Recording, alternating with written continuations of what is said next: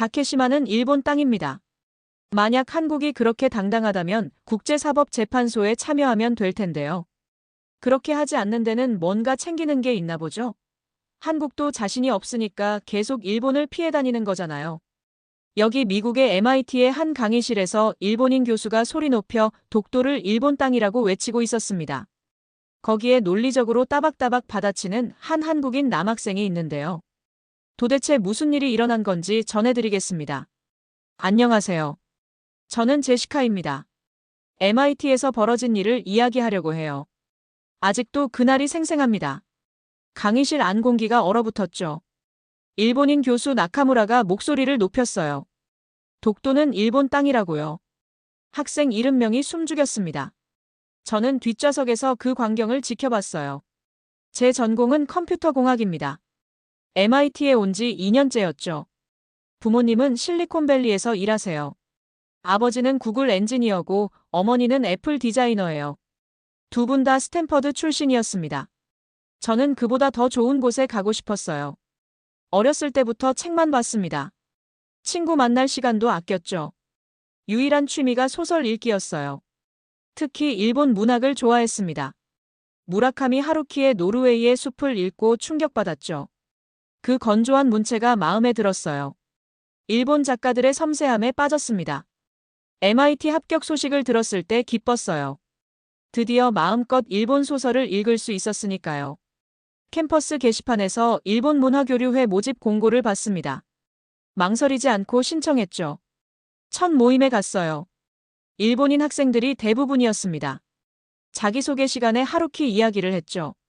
그때 켄지라는 남학생이 다가왔어요. 자기도 하루키 팬이라면서요. 휴대폰으로 도쿄 사진들을 보여줬습니다. 소설 속 장소들이었어요. 제가 꿈꿔왔던 곳들이죠. 켄지와 금방 친해졌습니다. 그의 친구들과도 어울렸어요. 일본 영화를 같이 보고 일본 음식점을 찾아다녔죠. 한 달쯤 지났을 때였어요. 고등학교 동창 에밀리가 연락했습니다. 오랜만에 만나자고요. 에밀리는 MIT 오케스트라 동아리 활동을 했어요. 최근 한국 공연을 다녀왔대요. 어땠어? 제가 물었습니다. 에밀리는 한참 말을 못했어요. 너무 좋아서 뭐부터 말해야 할지 모르겠다고 했죠. 휴대폰 사진들을 보여줬습니다. 서울의 야경, 고궁, 거리 풍경들이요. 생각보다 훨씬 멋진 곳이었어요. 음식도 정말 맛있었어. 사람들도 친절하고. 에밀리가 말했습니다. 동아리 애들 모두 200% 만족했어. 그러더니 한식 소모임 이야기를 꺼냈어요. 한국 다녀온 뒤 생긴 모임이래요. 직접 한식을 만들어 먹거나 한식당을 찾아간대요. 다음 주에 삼겹살집 간다면서 같이 가겠냐고 물었습니다.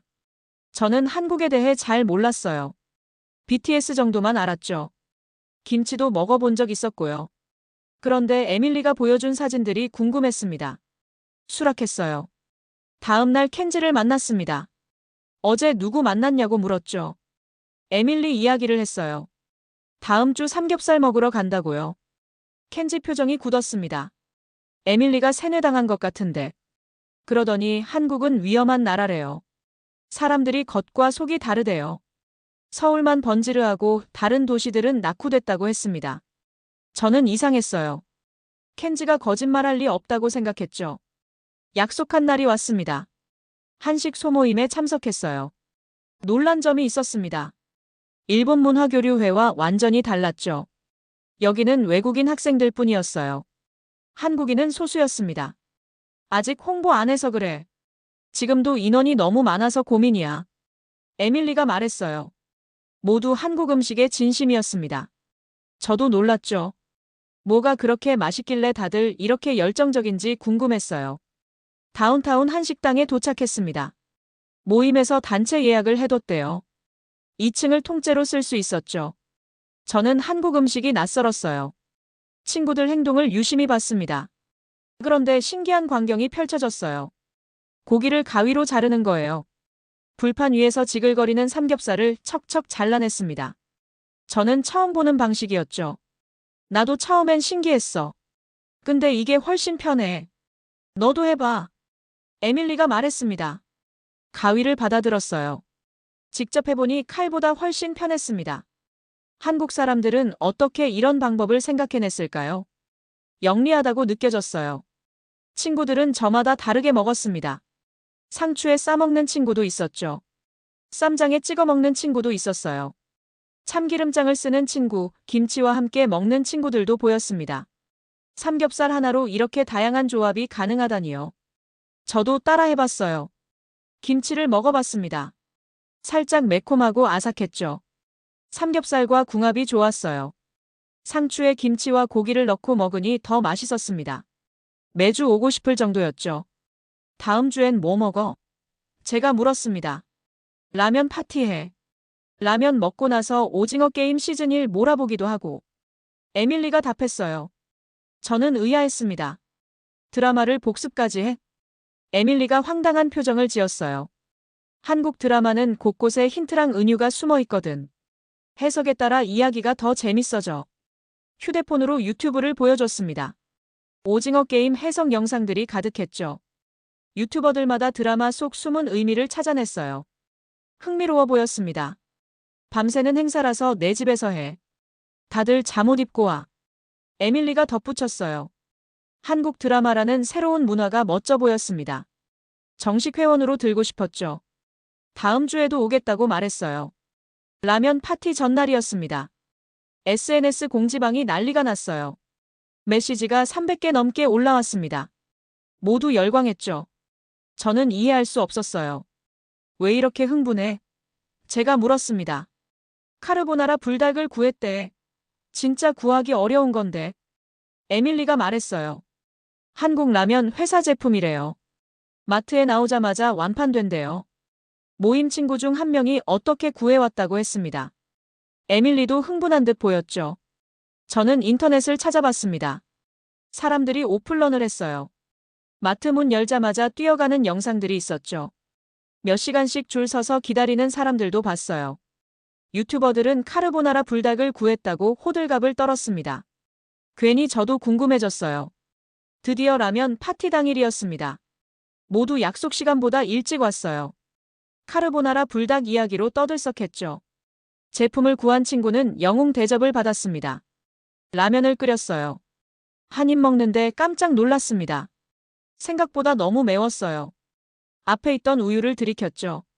그런데 묘한 맛이 계속 생각났습니다. 자꾸 손이 갔어요. 다른 친구들은 익숙한지 우유 없이 먹었습니다. 진짜 맛있다. 조금밖에 못 먹는 게 아쉬워. 누군가 말했어요. 다음엔 꼭 여러 봉지 구해서 많이 끓여 먹고 싶어. 저는 라면 봉지를 유심히 봤습니다. S기업이라는 이름이 적혀 있었어요. 제 마음속에 깊이 각인됐죠. 라면을 먹고 나서 거실로 모였습니다. 에밀리가 빈 프로젝터를 꺼냈어요. 오징어 게임 시즌 1 첫 화가 시작됐습니다. 저는 망치로 한 대 얻어맞은 것 같았어요. 이렇게 재밌을 수 있다니요. 숨막히는 전개였습니다. 긴장감이 화면을 가득 채웠죠. 눈을 뗄 수가 없었어요. 밤새 시즌 1을 몰아봤습니다. 충격에 휩싸였죠. 그때부터 한국 콘텐츠에 푹 빠져버렸어요. 일본 문화교류회보다 한식 소모임에 더 자주 갔습니다. 매번 맛있는 한국 음식을 먹었죠. 한국 관련 이벤트도 정말 즐거웠어요.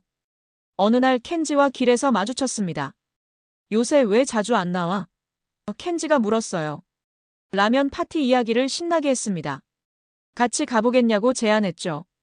켄지 표정이 굳었어요. 라면은 한국 S기업이 일본 라면 베낀 거야. 베낀 게 뭐가 맛있겠어.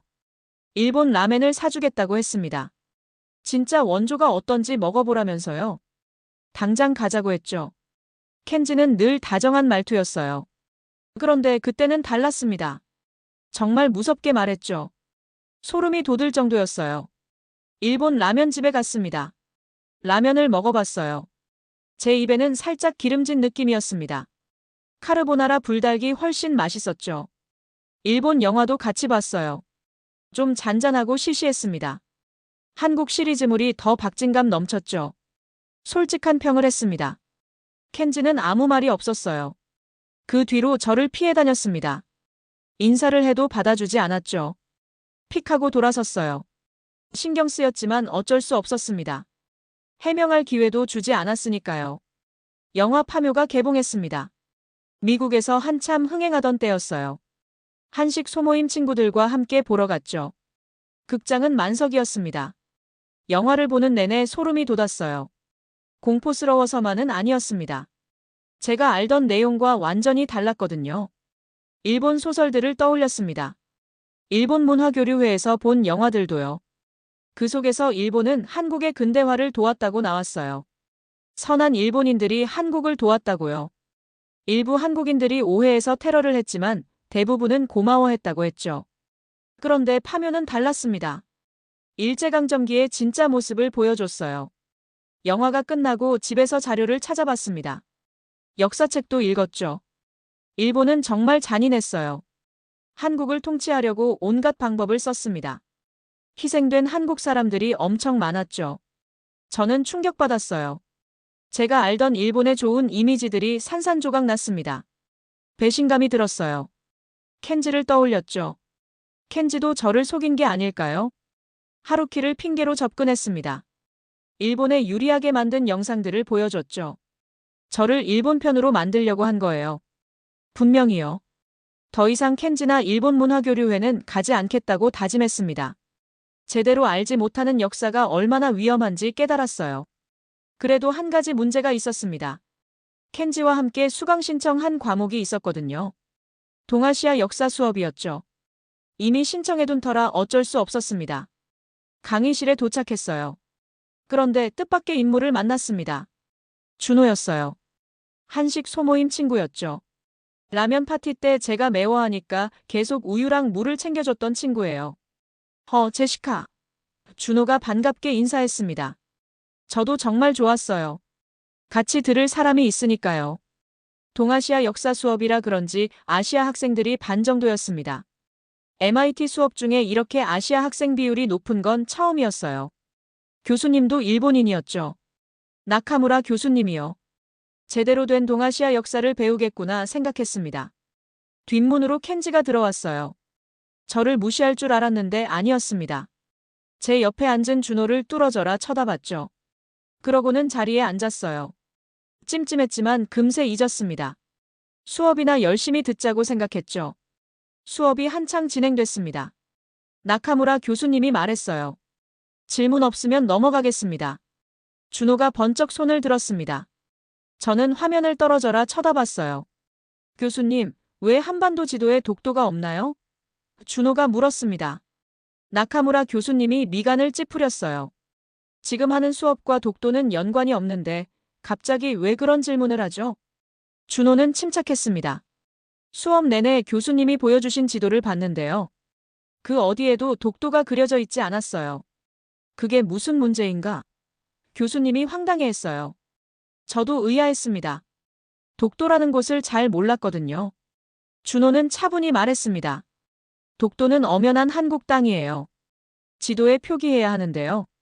처음부터 안 그려져 있을 리 없고 일부러 독도를 지우고 수업하신 건가요? 강의실이 술렁였습니다. 모든 학생이 깜짝 놀랐죠. 교수님이 의도적으로 지도를 조작했다면 큰 문제였으니까요. 켄지가 벌떡 일어났어요. 어차피 일본 땅인데 지우고 말고가 뭐가 상관이에요? 나카무라 교수님 표정이 싹 굳었습니다. 어디서 무례한 질문을 하는 거야? 그러더니 목소리를 높였어요. 독도는 일본이 먼저 인식했어요. 17세기에 이미 다케시마 영유권을 확보한 일본 땅입니다. 준호는 전혀 흔들리지 않았어요. 교수님께서 잘못 알고 계신 것 같은데요. 그러더니 또박또박 말했습니다. 한국은 17세기 이전 삼국시대 때 신라가 우산국을 정벌했어요. 기록에 남아 있습니다. 조선시대 세종실록 지리지에도 독도는 한국 땅이라고 나와 있죠. 준호가 계속 말했어요. 오히려 일본 지도인 개정일본여 진호정전도를 보면 일본 경계선 밖에 독도가 있어요. 일본 스스로 독도를 영토로 보지 않았다는 자료는 더 많습니다. 켄지가 끼어들었습니다. 독도를 인식했다고 다 한국 땅이에요? 근거 없는 소리잖아요. 나카무라 교수님도 거들었어요. 애초에 독도는 주인 없는 땅이었어요. 1905년에 독도를 일본에 편입시킨 일본 내각 결정이 있습니다. 학생들이 웅성거렸습니다. 일본 내각 결정으로 국제적 효력이 있다고 보기 어렵다는 건 누구나 알았거든요. 준호는 차분했습니다. 너무 허점이 명백한 주장이라 반박할 가치도 없네요. 그러더니 말을 이었어요. 한국은 1905년 이전인 1900년에 독도 영유권을 측량을 통해 국제적으로 공표했습니다. 교수님이 수세에 몰리는 게 보였어요. 켄지가 소리쳤습니다. 저 한국 학생이 수업 시간에 너무 무례한 거 아니에요? 그냥 무시하고 수업 계속하시죠. 그런데 학생들 분위기는 달랐습니다. 모두 진지했어요. 명확한 근거를 듣고 싶어 했죠. 나카무라 교수님이 다급해 보였습니다. 이마에 땀이 맺혔어요. 주머니에서 손수건을 꺼내 닦았죠. 그럼 국제사법재판소에 가면 되잖아요. 교수님이 목소리를 높였습니다. 재판소에서 판결받으면 될 텐데 한국이 그걸 거부했어요. 독도 영유권에 자신이 없기 때문 아닌가요? 준호는 미소를 지었습니다. 여유로워 보였어요. 교수님은 일본 사람이시잖아요. 교수님이 일본 사람인 걸 굳이 법정에서 증명할 필요 있나요? 강의실이 조용해졌습니다. 모두 준호를 주목했죠. 애초에 독도는 우리 땅인데 왜 그걸 소송 받아들여서 증명해야 하죠? 준호가 말했습니다. 당당한 태도였어요. 정말 멋있었습니다. 나카무라 교수님은 당황스러운 듯 보였어요. 손수건으로 계속 땀을 닦았습니다. 당당하면 재판받으면 될 텐데. 계속 피해 다니는 한국을 이해할 수 없어요. 중얼거리는 목소리였죠. 설득력이 없었어요. 학생들은 이미 준호 편이었습니다. 논리적인 주장에 설득당했죠. 준호가 마지막 한마디를 던졌습니다. 일본의 말도 안 되는 독도 영유권 주장 때문에 문제가 많아요. 무수한 로비로 한국 독도가 일본 땅이라고 표기된 곳이 너무 많습니다. 한국의 동해가 일본해라고 표시된 곳도 많고요. 준호가 교수님을 똑바로 쳐다봤어요. 교수님이 학자라면 학자의 양심을 가지고 있는 그대로의 역사를 가르쳐야 하는 거 아닌가요? 오늘 수업 시간에 왜곡된 지도로 수업하신 것에 대해 학교 측에 정식으로 이의 제기할 예정입니다. 나카무라 교수님 얼굴이 붉어졌습니다. 화가 잔뜩 난 표정이었죠. 학생이면 학생답게 예의를 갖춰 질문해야지. 어디서 수업 시간에 이런 식으로 방해를 해. 교수님이 소리쳤어요. 각오하라고. 그러더니 가방을 챙겼습니다. 기분 나빠서 오늘 수업 더 못하겠어. 휙 하고 강의실을 나가버렸어요. 교수님이 나가자마자 모두 준호를 쳐다봤습니다. 감탄하는 표정들이었죠. 교수를 논리로 이긴 준호가 대단해 보였어요.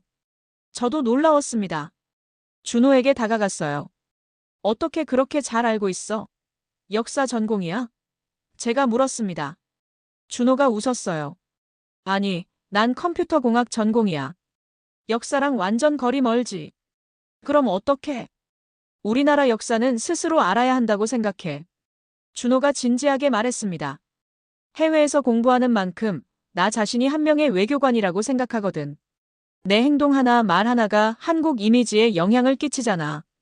준호가 계속 말했어요. 한국 역사는 중국이나 일본이 워낙 왜곡하는 일이 많아. 이런 일이 있을 때 제대로 알려야 다른 유학생 친구들이 올바른 한국사를 알 수 있지 않겠어? 저는 준호가 정말 멋있다고 생각했습니다. 진정으로 자신의 나라를 사랑하는 학생이었죠. 문득 켄지가 했던 말이 떠올랐어요. 라면 이야기요. 준호, 근데 한국 라면이 일본 라면 베껴서 만든 거 맞아? 제가 물었습니다. 준호가 빵 터졌어요. 켄지가 그렇게 말했구나. 막장대소할 일이네. 그러더니 설명했습니다. 요즘 미국에서 핫한 불닭볶음면 만든 S기업 있잖아. 1960년대에 일본 라면 원조인 엔사에 기술 전수 받으려 했대. 근데 거절당했어. 그래서 이후에 엔사 경쟁사인 일본 M사 도움을 받아서 한국 최초 인스턴트 라면이 나왔지. 그런데 말이야. 준호가 웃었어요. 최근에는 기술 전수 거절했던 그 N사가 오히려 한국 S사 제품을 베끼고 있어. 패키지나 설명까지 똑같이 베낀 제품을 냈어. 저는 깜짝 놀랐습니다. 일본 라면 원조 회사가 한국 제품을 베끼고 있다고? 그렇지. 완전 반대 상황이야. 준호가 고개를 끄덕였어요. 한국의 그런 기술력이나 아이디어는 도대체 어디서 나오는 거야? 제가 감탄했습니다. 준호는 자랑스러운 표정이었어요. 한국 사람들은 다들 근성이 있거든. 한다면 하는 민족이야. 그 말이 가슴에 와닿았습니다. 준호를 보면서 느꼈어요. 한국인들의 그 당당함과 자부심을요. 며칠 뒤 준호가 학교에 이의제기를 했다는 소식을 들었어요. 나카무라 교수님이 감사를 받게 됐다고 했죠. 학교 측에서도 심각하게 받아들였대요. 켄지는 더 이상 저를 쳐다보지도 않았습니다. 복도에서 마주쳐도 못 본 척했죠. 일본 문화교류회 친구들도 저를 피했어요. 상관없었습니다. 대신 한식 소모임 친구들과 더 가까워졌어요. 에밀리는 제 가장 친한 친구가 됐죠. 준호와도 자주 만나 한국 역사와 문화에 대해 이야기했습니다. 어느 날 저녁이었어요. 한 식당에서 친구들과 모였습니다.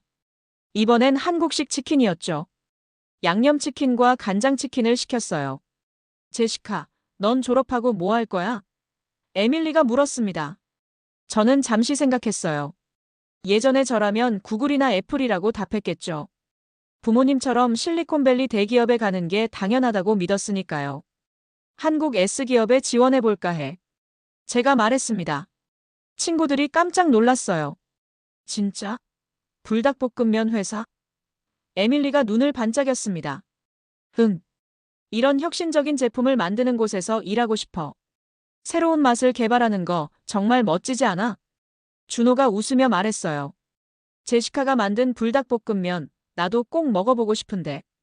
모두 박수를 쳤습니다. 저는 행복했어요. MIT에 와서 정말 많은 걸 배웠습니다. 공부만이 아니었죠. 올바른 역사를 아는 것의 중요성을요. 자신의 문화를 사랑하고 지키는 것의 가치를요. 켄지를 만나지 않았다면 어땠을까요? 한식 소모임에 가지 않았다면요. 준호를 만나지 못했다면요. 저는 여전히 왜곡된 역사를 믿으며 살았을 거예요. 이제는 압니다. 제대로 알아야 한다는 것을요. 스스로 찾아보고 공부해야 한다는 것을요. 치킨을 한 입 베어 물었습니다. 달콤하고 매콤한 양념이 입안에 퍼졌죠. 정말 맛있었어요. 다음 주엔 뭐 먹어? 제가 물었습니다. 떡볶이 어때? 한국 길거리 음식 체험하는 거야. 에밀리가 말했어요. 모두 좋다고 했습니다. 저도 기대됐어요. 창밖으로 MIT 캠퍼스가 보였습니다. 밤하늘 아래 불빛이 반짝였죠. 아름다운 풍경이었어요. 저는 이곳에서 제 꿈을 찾았습니다. 그리고 올바른 길을 배웠죠. 준호 같은 멋진 친구들도 만났고요. 앞으로 2년 후면 졸업입니다. 그때까지 열심히 공부할 거예요. 한국어도 배우기 시작했어요. S기업에 입사하려면 한국어가 필요할 테니까요. 언젠가 한국에 갈 날을 상상했습니다. 서울의 거리를 걷고 에밀리가 찍었던 그 장소들을 직접 보는 거예요. 그날이 정말 기대됩니다. 이만 마치겠습니다. 오늘 제 이야기 들어주셔서 감사해요. 여러분도 올바른 역사를 알아가시길 바랍니다. 그리고 편견 없이 다양한 문화를 경험해 보시길요. 감동적인 이야기 잘 들어보셨나요? 위대한 대한민국을 응원해 주세요. 좋아요와 구독 부탁드립니다.